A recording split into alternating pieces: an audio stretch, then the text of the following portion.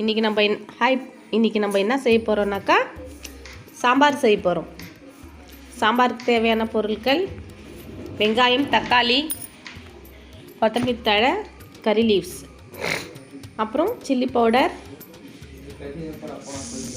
பாருங்கள், ஃபஸ்ட்டு நம்ம எண்ணெய் ஊற்றி 2 காஞ்ச மிளகாய் போட்டாக்கா நல்லா வாசனையாக இருக்கும். நல்லா வதக்கி விட்டுக்குங்க. நம்ம இன்றைக்கி சால்ட் கொஞ்சம் ஆட் பண்ணுங்கள். நம்ம இன்றைக்கி எப்படி செய்ய போகிறோன்னா, காய்கறி போட்டு தனியாக வேக வைப்பாங்க சாம்பார் வைக்க. நம்ம இன்றைக்கி பருப்பு கூடவே போட்டு நம்ம காய்கறி எல்லாம் சேர்த்து வேக வைக்க போகிறோம். அடுத்து தக்காளியை நல்லா வதக்கி விட்டுருங்க. மஞ்சள் தூள் கொஞ்சம் போட்டுக்குங்க.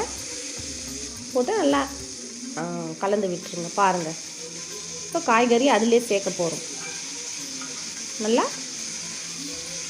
கலந்து விட்டுக்குங்க. இப்போ நம்ம வேக வச்ச பருப்பு, தண்ணி, அப்புறம் சாம்பார் பொடி, மிளகா பொடி, காஷ்மீர் சில்லி பவுடர், கொஞ்சம் பெருங்காயம் அதிலே ஆட் பண்ணிவிட்டு ஊற்றிடுங்க. ஊற்றி நல்லா கலந்து விட்டுட்டு தேவையான அளவுக்கு நம்ம தண்ணி விடணும்.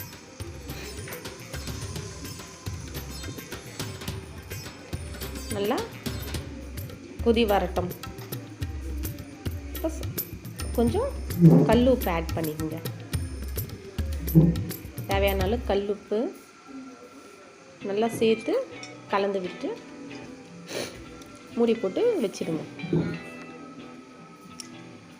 லாஸ்ட்டாக நல்லா காய்கறி நல்லா வெந்து கொதித்து வந்தோன்னா மாங்காய் சேர்த்து கொஞ்சம் புளி தண்ணி ஊற்றி மாங்காய் முன்னாடியே போட்டோம்னா நல்லா குழஞ்சி வந்துடும். அது குழம்பு சாப்பிட நல்லா இருக்காது. அதனால் நல்லா லாஸ்ட்டாக சேர்த்துக்கணும். இப்போ நம்ம சாம்பார் ரெடி. வாங்க நேயர்களே, நம்ம இன்றைக்கி சாம்பார் சாதம் சாப்பிட்லாம். நம்மளுடைய தமிழர்களுடைய பாரம்பரியமே சாம்பார். நம்ம இன்றைக்கி சாம்பார் செஞ்சுருக்கோம்.